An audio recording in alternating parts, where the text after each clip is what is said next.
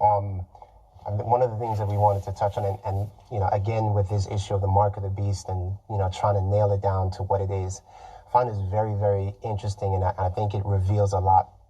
Everything Satan does is a counterfeit of what God does. Mm-hmm. And so it's interesting that in the book of Revelation, you have 4 things that you're warned about regarding the beast. Mm. There's the worship of the beast. Mm-hmm. There's the image of the beast. Mm-hmm. There's the name of the beast. Mm-hmm. And there's the mark of the beast. Mm. So I just want you to think about that. 4 things, okay? You got the 10 commandments.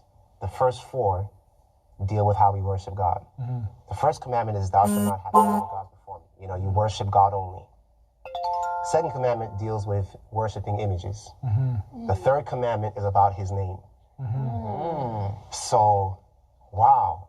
If these 3 things are actually counterfeits of the first 3 commandments, then, man, the mark of the beast. Wow, I've never heard it like that before. I haven't either. Yeah. The mark of the beast must be something that counterfeits the Sabbath commandment. Mm-hmm. So now what we have, and it's really amazing because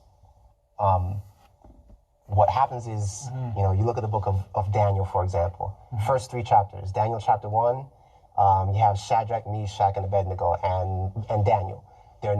They refuse to eat the king's meat, right, and drink his wine. So in Daniel chapter 1, you have a group of people who refuse to drink the wine of Babylon.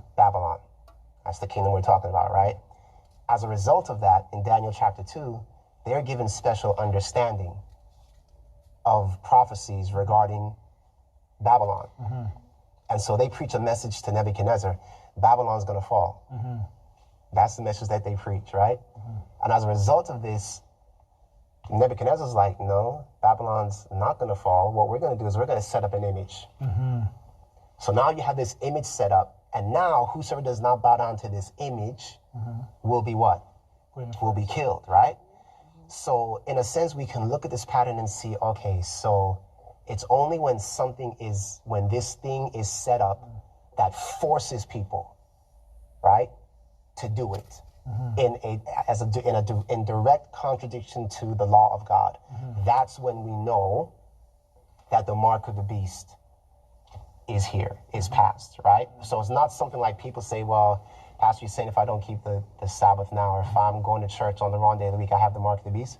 No, there's coming a time, as we've been kind of building to this, that this will be enforced by decree. Mm-hmm.